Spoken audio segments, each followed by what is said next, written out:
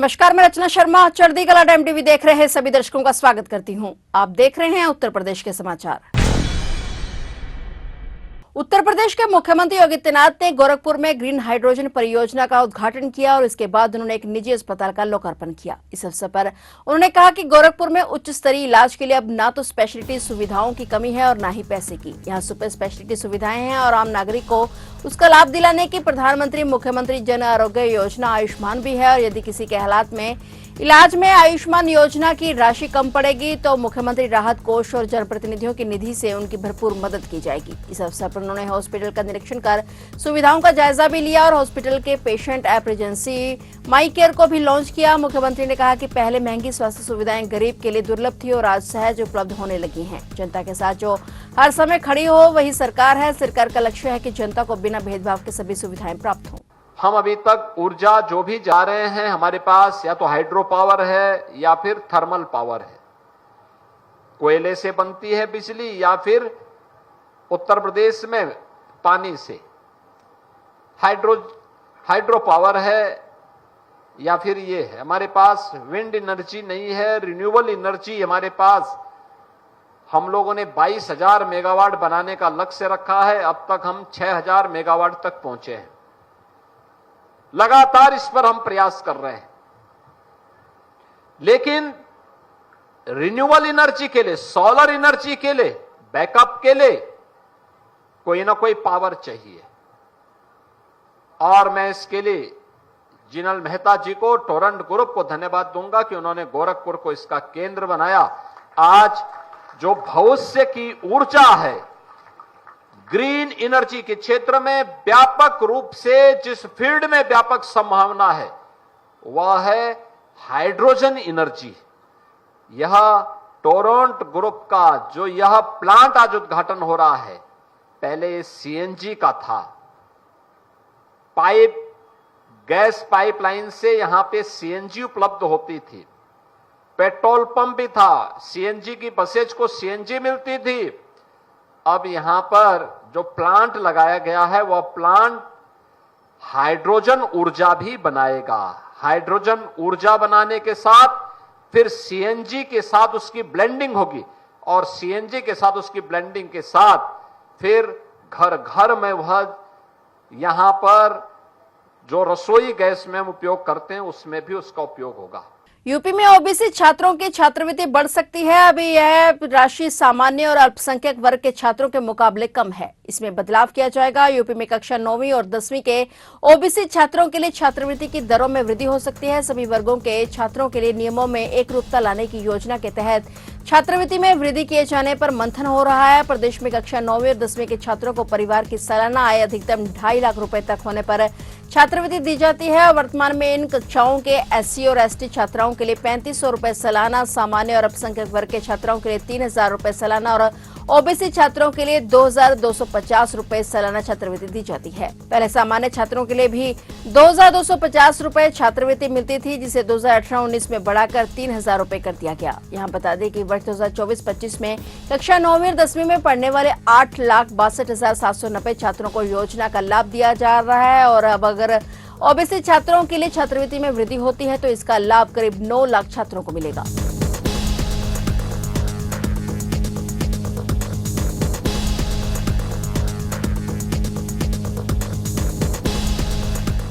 इटावा जनपद में अपराधियों के खिलाफ चलाए जा रहे विशेष अभियान के तहत पुलिस को एक बड़ी सफलता मिली है। थाना बकेवर क्षेत्र में संदिग्ध वाहनों की चेकिंग के दौरान पुलिस और कुख्यात हिस्ट्री शीटर चंदू उर्फ चंद्रशेखर का आमना सामना हो गया। पुलिस को देखकर भागने की कोशिश में चंदू और उसके साथी ने पुलिस टीम पर फायरिंग कर दी। जवाबी कार्रवाई में पुलिस की गोली चंदू के पैर में लगी, जिसके बाद उसे घायल अवस्था में गिरफ्तार कर लिया गया, जबकि उसका भाई ऋषि अंधेरे का फायदा उठाकर फरार हो गया। पुलिस ने मौके से चोरी का महिंद्रा ट्रैक्टर, एक तमंचा, 3 खोखा कारतूस और 2 जिंदा कारतूस बरामद किए हैं। गिरफ्तार आरोपी चंदू उर्फ चंद्रशेखर का आपराधिक इतिहास बेहद लंबा है। वह हिस्ट्री शीटर है और हत्या, लूट, गैंगस्टर एक्ट, आर्म्स एक्ट और धोखाधड़ी जैसे गंभीर मामलों में करीब 17 मुकदमों में वांछित रहा है। पुलिस पूछताछ में उसने चोरी के ट्रैक्टर का खुलासा किया और फरार साथी का नाम अपने भाई ऋषि के रूप में बताया। वहीं बरामदगी में पुलिस ने बदमाश के पास से चोरी का महिंद्रा ट्रैक्टर, 315 बोर का तमंचा, 3 खोखा कारतूस और 2 जिंदा कारतूसों को बरामद कर लिया है। पुलिस को सूचना प्राप्त हुई कि एक अभियुक्त अपने एक अन्य साथी के साथ घटना कारित करने को उद्देश्य से थाना क्षेत्र में आ रहा है।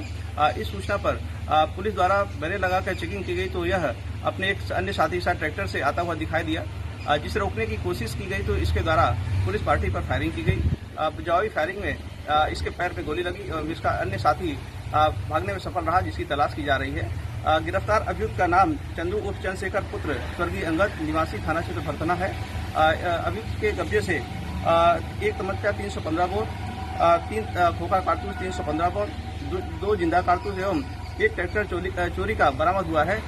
इसके अन्य साथी की तलाश की जा रही, शीघ्र ही उसे भी गिरफ्तार करते हुए प्रकरण में कठोर विधिक कार्रवाई की जाएगी। गौतम बुद्ध नगर में आम आदमी पार्टी उत्तर प्रदेश के प्रभारी और राज्यसभा सांसद संजय सिंह की मौजूदगी और आप यूपी किसान प्रकोष्ठ अध्यक्ष कमांडो अशोक के नेतृत्व में किसान प्रकोष्ठ की विशाल जनसभा का आयोजन किया गया। दादरी के श्रीराम पैलेस में आयोजित जनसभा को संबोधित करते हुए आप प्रदेश प्रभारी और सांसद संजय सिंह ने कहा कि आज देश के अन्नदाता की हालत यह होगी है कि उसे खाद की बोरी के लिए लाइनों में खड़े होना पड़ रहा है, जो बेहद शर्मनाक है। उन्होंने कहा कि सरकार की नीतियों और गलत प्राथमिकताओं के कारण किसान खेतों में उचित समय पर खाद नहीं प्राप्त कर पा रहे हैं, जिसके कारण उनकी फसलें प्रभावित हो रही हैं। आप सांसद संजय सिंह ने जनसभा में आसपास के क्षेत्रों से आए हजारों किसानों, नौजवानों और आम जनता को संबोधित करते हुए कहा कि अगर देश से अन्नदाता मिट गया तो इंसान भी मिट जाएगा, क्योंकि इंसानों को जीने का अनाज भी अन्नदाता ही देता है। केंद्र और उत्तर प्रदेश की भाजपा सरकार पर निशाना साधते हुए संजय सिंह ने कहा कि जनता ने जो आपको ताकत दी है, अगर उसका इस्तेमाल आप देश को बढ़ाने के लिए करेंगे तो आम आदमी पार्टी आपके साथ खड़ी होगी, लेकिन अगर इसका इस्तेमाल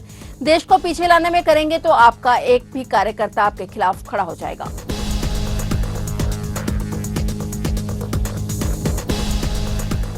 यूपी के बागपत जिले से दिल दहला देने वाली वारदात सामने आई है। किशोरी ने मौलवी के बेटे का कत्ल कर दिया। 11 महीने के मासूम को किशोरी ने बेड में बंद करके मार डाला। आरोपी किशोरी 1.5 महीने पहले मदरसे में शिक्षा लेने आई थी। वारदात उत्तर प्रदेश के बागपत जिले के टांडा गांव में स्थित मदरसे में पिटाई से शुद्ध किशोरी ने मौलवी शहजाद के गोद ली 11 महीने के बेटे दल्हा को कपड़े में लपेटकर बेड में रजाई समेत अन्य कपड़ों के नीचे दबा दिया। दम घुटने से बच्चे की मौत हो गई। आरोपी किशोरी को पुलिस ने गिरफ्तार कर लिया है। पुलिस को किशोरी ने बताया कि 1 महीने पहले उसे चोरी से रखे गए मोबाइल पर बात करने पर मौलवी शहजाद और उसकी पत्नी ने पीटा था और उसके परिजनों को भी बुलवाकर पिटवाया था। उसने मौलवी को सबक सिखाने की ठान ली और बेड में दबाकर उसके बेटे को मार डाला। पोस्टमार्टम में बच्चे की मौत का कारण भी दम घुटना बताया गया है।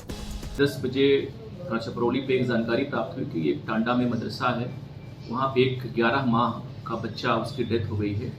परिजनों की आशंका है कि मदरसे में पढ़ने वाले किसी बच्चे ने उसकी हत्या कर दी है।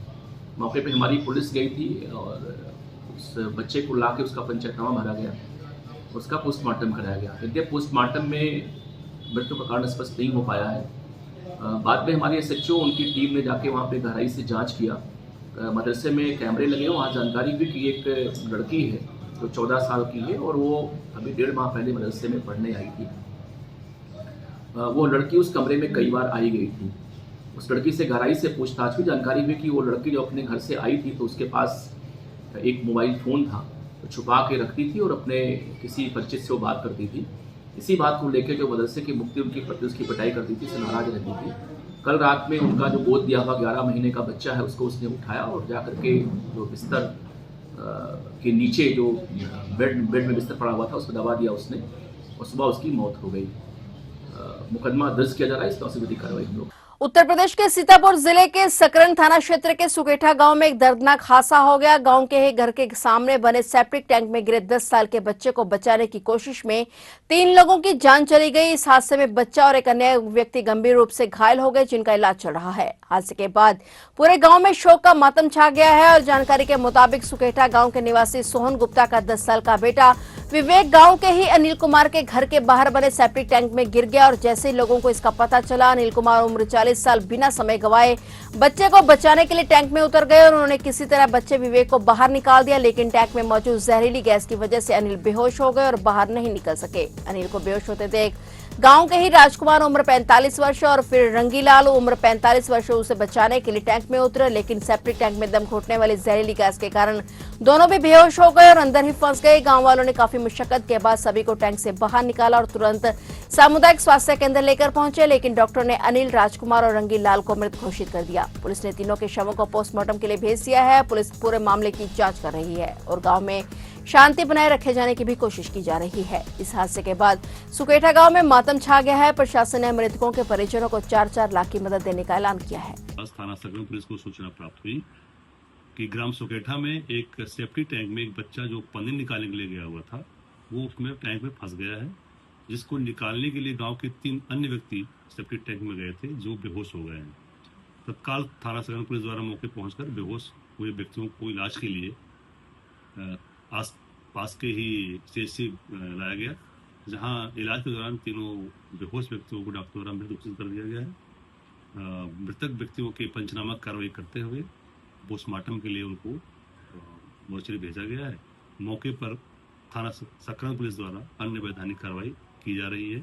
जो बच्चा सेफ्टी टैंक में फंसा था वो सुरक्षित है, उसे सुरक्षित निकाल लिया गया था। फतेहपुर के आबूनगर के रेडैया मोहल्ले में स्थित एक पुराने धार्मिक स्थल का विवाद अब अदालत में जाएगा। भारतीय जनता पार्टी स्थल को ठाकुर द्वारा बताते हुए इसके स्वामित्व के लिए अदालत में याचिका दाखिल करने जा रही है। भाजपा के जिलाध्यक्ष मुखलाल पाल ने इसकी जिम्मेदारी पार्टी के विधि प्रकोष्ठ को सौंपी है और भाजपा जिलाध्यक्ष मुखलाल पाल ने कहा कि भाजपा हमेशा कानून का पालन करती आई है। पार्टी इसी मामले को अदालत में ले जा रही है। ठाकुर द्वारा संबंधी ऐतिहासिक दस्तावेज जुटाए जा रहे हैं और 3 दिन के अवकाश के चलते थोड़ी देरी हुई और इस सप्ताह अदालत में याचिका दाखिल की जाएगी। गौरतलब है कि जन्माष्टमी के अवसर पर हिंदू संगठनों ने इस स्थल को ठाकुर द्वारा बताते हुए पूजा अर्चना की घोषणा की थी। प्रशासन द्वारा क्षेत्र में निषेधाज्ञा लागू करने से संगठनों ने स्थल पर जाने की कोशिश की योजना को बदल दिया और वहीं भाजपा जिलाध्यक्ष ने समर्थकों के साथ धार्मिक स्थल की तस्वीर पर पूजा कर प्रतिमात्मक दावा जताया और फिलहाल यह इमारत पुलिस के कब्जे में है। क्षेत्र में बड़ी सुरक्षा के बीच केवल स्थानीय निवासियों को ही आधार कार्ड दिखाकर प्रवेश की अनुमति दी जा रही है। भाजपा का दावा है कि उनके पास इस स्थल में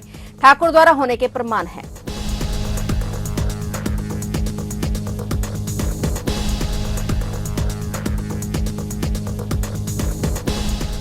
माधव कौशिक 95 नाबाद की आतिशी पारी और ऋतुराज शर्मा 60 नाबाद के साथ 130 रन की नाबाद साझेदारी की बदौलत मेरिट मार्विक्स ने यूपी T20 लीग के उद्घाटन मुकाबले में कानपुर सुपरस्टार्स के खिलाफ 86 रन की एकतरफा जीत के साथ अपना खाता खोल दिया। वहीं जीत का क्रेडिट कप्तान रिंकू सिंह को मिला। इकाना स्टेडियम में मेरिट ने पहले खेलते हुए निर्धारित 20 ओवर में 2 विकेट खोकर 225 रन बनाए, जिसके जवाब में कानपुर 9 विकेट पर 139 रन ही बना सका। माधव ने मात्र 31 गेंदों में 10 चौके और 7 छक्के की मदद से 95 रन बनाए, जबकि दूसरे छोर पर ऋतुराज ने 36 गेंदों की नाबाद पारी में 4 चौके और 4 गगनचुंबी छक्के जड़े। इस मैच में माधव कौशिक को बेहतरीन पारी के लिए मैन ऑफ द मैच चुना गया और इस मैच से पहले यूपी T20 लीग का उद्घाटन समारोह भी हुआ, जिसमें बॉलीवुड के कई बड़े सितारों ने हिस्सा लिया। पार्श्व गायिका सुनिधि चौहान, अभिनेत्री दिशा पाटनी, तमन्ना भाटिया, जानवी कपूर और सिद्धार्थ मल्होत्रा ने शानदार प्रस्तुति से दर्शकों का मनोरंजन किया। ये पहला मैच यूपी T20 लीग के लिए एक अच्छा शुरुआत रहा और अब आने वाले मैचों में भी दर्शकों को रोमांचक मुकाबले देखने को मिलेंगे।